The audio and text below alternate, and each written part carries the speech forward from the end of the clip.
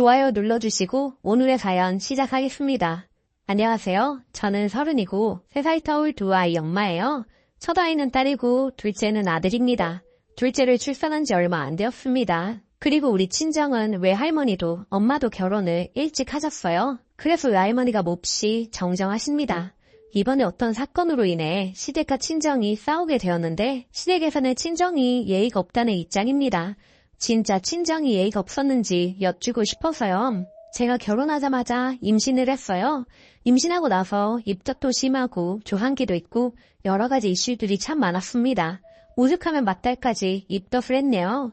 자잘하게 갈비뼈가 아프고 다리가 지나고 임신기간 때문에 아이 가질 엄두가 안 날 정도로 임신 내내 고생을 해서 진작부터 친정에서 머물렀습니다. 특히 입덧 때문에 다른 반찬을 역하게 느껴지고 그래서 밥을 잘 못 먹었었는데 외할머니 반찬만 넘어갔어요. 때마침 당시 남편은 타지에서 일하고 있어서 저를 신경 써줄 상황이 안 되었기에 친정에 그냥 있었습니다. 주수가 돼서 병원에서 성별을 알려주더라고요. 딸이라고 해서 참 기뻤고 딸인 거 알고 양가에 알렸는데 시어머니가 하루에 2-3번 전화를 해서 하시는 말씀이 딸이 아닐지도 모르니 다음에 가면 다시 물어봐라. 그런 거 확실하지 않다더라. 갑자기 막 보이고 그래서 아들로 바뀌는 경우가 많다고 하니 다시 잘 확인해봐. 아들이어야 하는데 딸 그거 낳아서 뭐 한다고. 아이고 이거 지역전이야. 우리 집은 아들을 잘 낳는데 이상하다. 혹시 밭이 안 좋은 거 아니냐? 하면서 저한테 매일 뭐라고 하셨습니다. 아, 정말 꽃노래도 몇 번을 들으면 지겨울 판에 저런 소리를 참고 있으려니 너무 짜증이 나더라고요. 축복받아야 할 아이가 세상에 나오기도 전에 왜 저런 소리를 들어야 하는지 이해가 안 가서 점점 그 말에 대꾸도 안 하고 전화를 안 받기도 하고 남편한테 한 소리 하고 그랬습니다.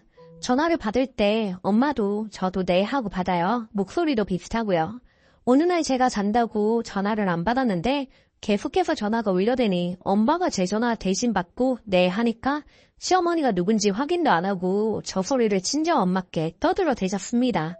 친정 엄마가 그 이야기를 듣고 불쾌해하셨고 며칠 뒤 말도 없이 친정에 오셨길래 또 그런 소리 해댈까봐 친정 엄마가 할머니께 말씀을 드려서 외할머니가 시어머니한테 좋게 이야기를 하셨죠.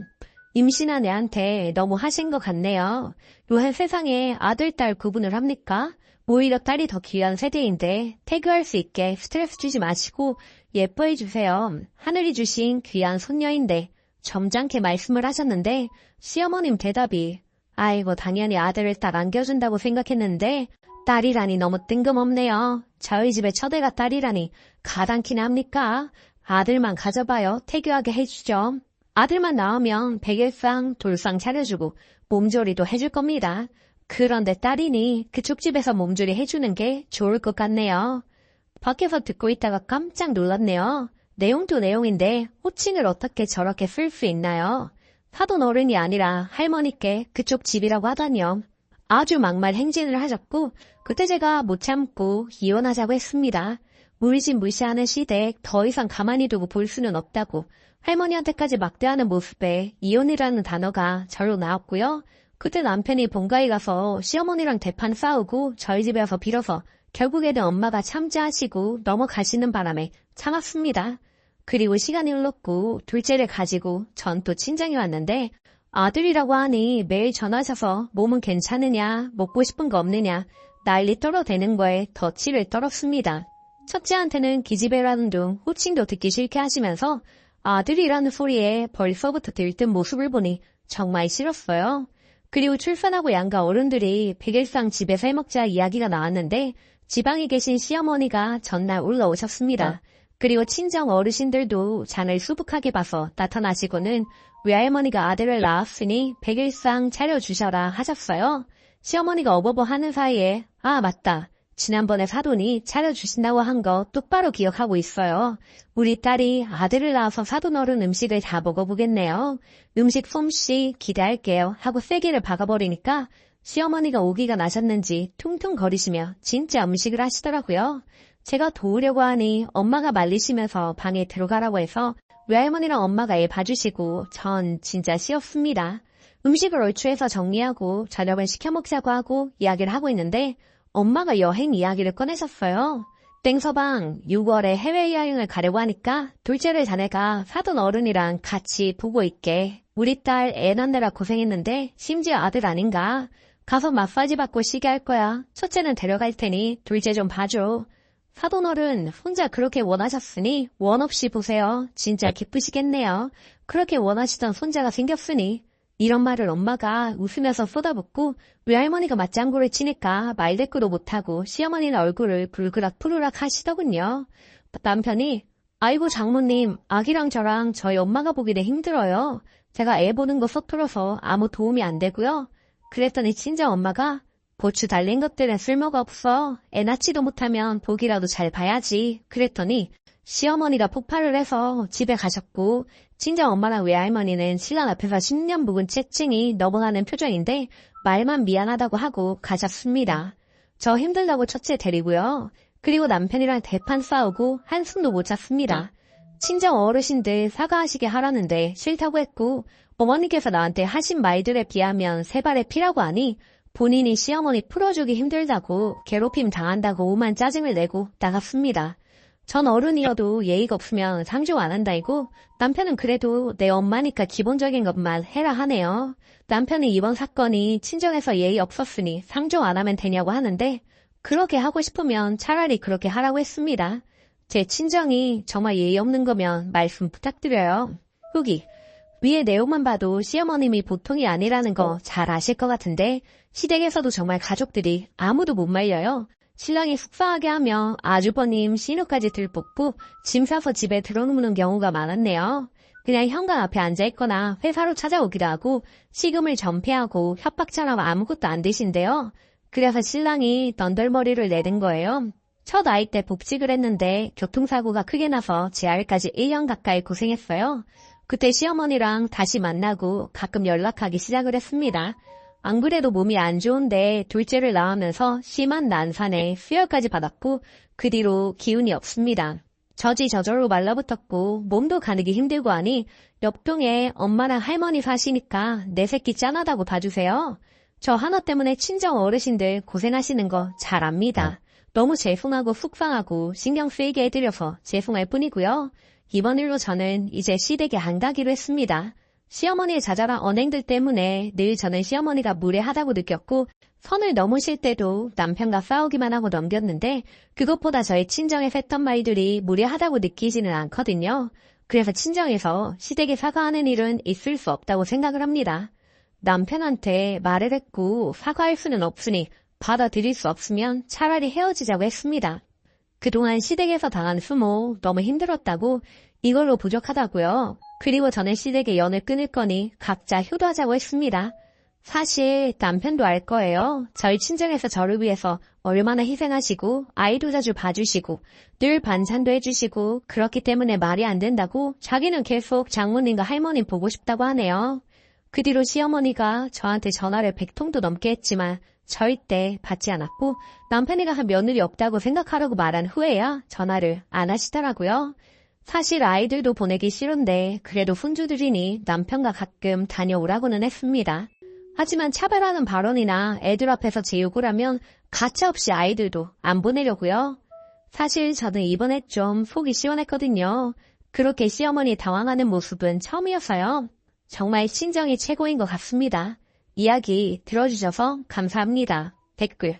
본인이 임신했을 때 시어머니의 그런 말 행동 때문에 그렇게 힘드셨더라면 친정엄마 할머니가 아닌 본인이 진지하게 시어머니 모셔 앉혀놓고 얘기를 하는 게 순서였던 것 같네요.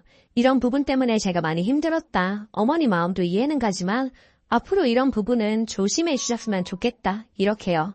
아이를 낳는 게 양가 축복을 받아야 되는 행복한 일이고 부부가 더 가까워지는 계기가 되어야 하는데 집안 싸움이 되어버려서 안타깝습니다. 두 번째 사연. 어릴 적 형만 예뻐하던 엄마 영 끊고 사는데 찾아와서 형 대신 아이를 낳으래요. 안녕하세요. 2년 전 27살부터 20개월 연애 끝에 결혼한 29세 신혼 남성입니다. 형제로는 32살 기혼의 형, 아래로는 27인 미혼 남동생이 있습니다. 손이 귀한 집안에서 4만개를 낳은 어머니는 옛날 며느리 치고는 나름 성공한 유형의 며느리였을 겁니다. 게다가 옛날 사람들이 의뢰 그러하듯 남아 선호사상은 지독하시다시피 합니다. 형은 어렸을 때부터 그런 집안 분위기 때문에 장남으로서 가진 혜택을 누리고 자랐고 저나 동생은 형의 부속품 혹은 비상시 예방용인 대체제 같은 취급을 받으며 자라왔습니다. 성장기 때부터 좋은 옷, 좋은 음식은 줄곧 형이 차지였고 저나 동생은 찬밥 신세였죠.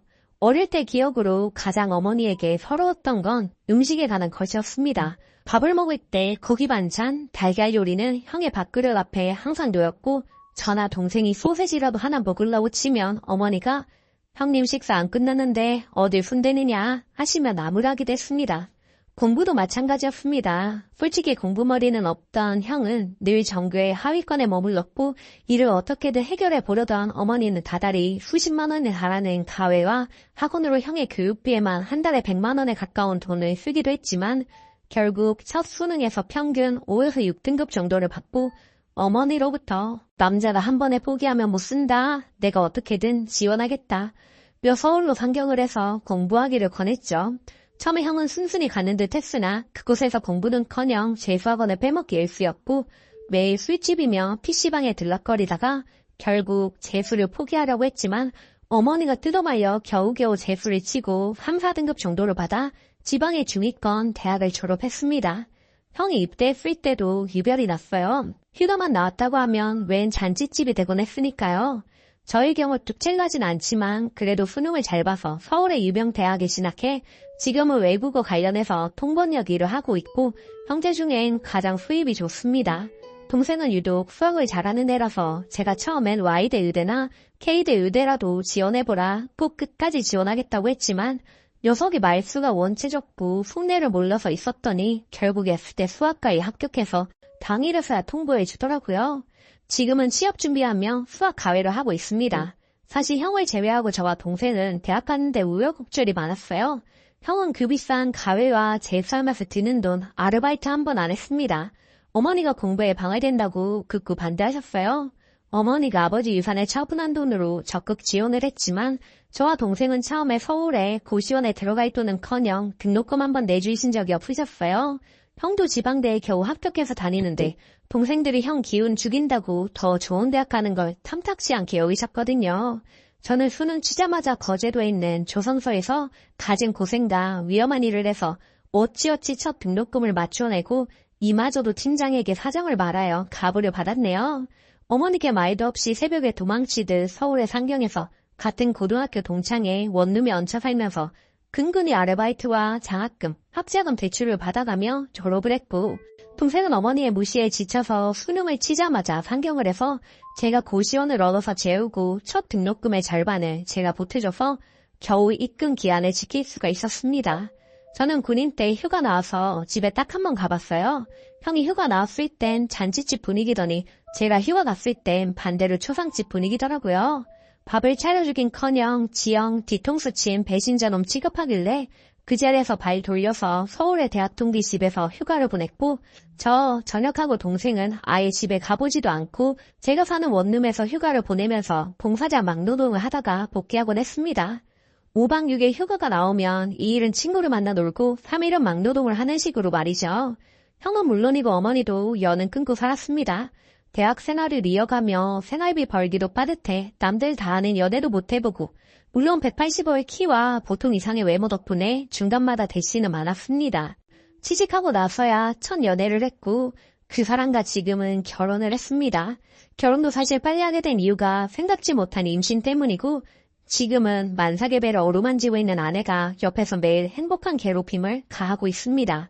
문제는 지난 일주일 사이에 터졌는데요. 모자에 연을 끊고 산지라 결혼도 성당에서 했습니다. 저나 아내나 천주교 신자인데 성당 교리교사로 일하다가 눈 맞은 사이입니다.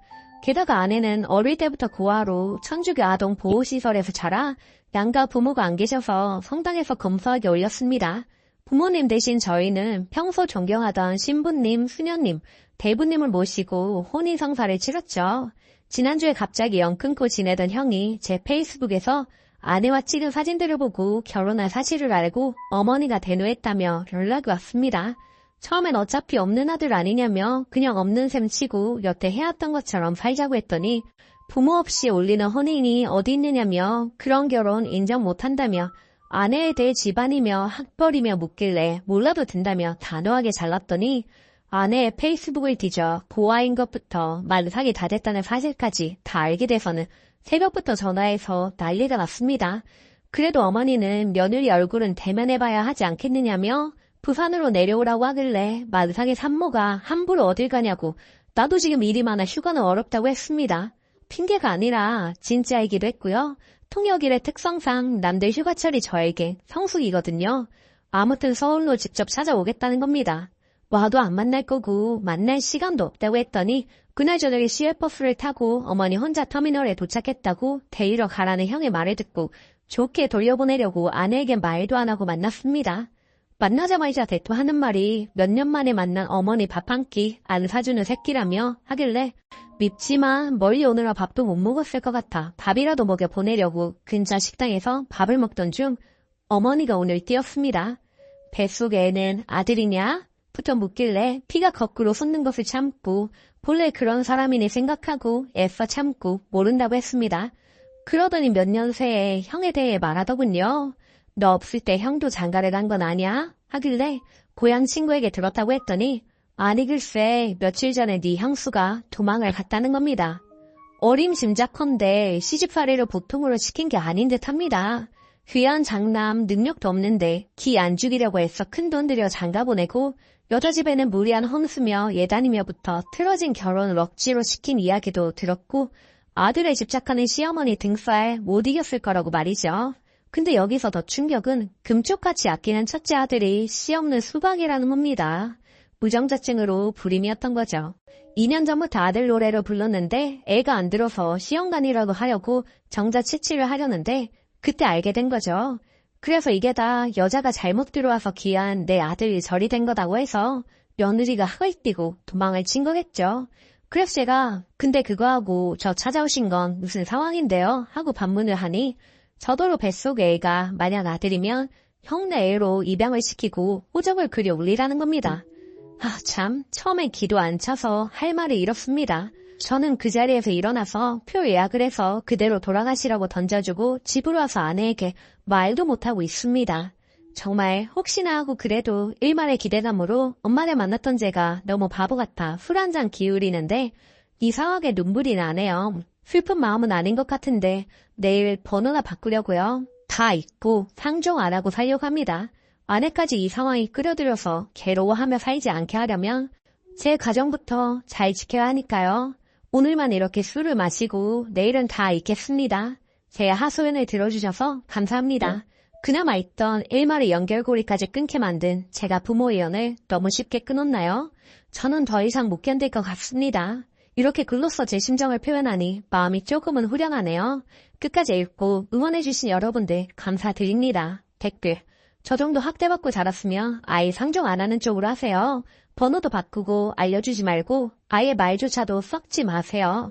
성별이 남자여도 순서마저 중요하다니 가부장은 정말 사의 악입니다. 오늘의 사연은 여기까지입니다. 여러분은 어떻게 생각하시나요? 좋아요 눌러주시고 항상 행복한 하루 보내세요. 감사합니다.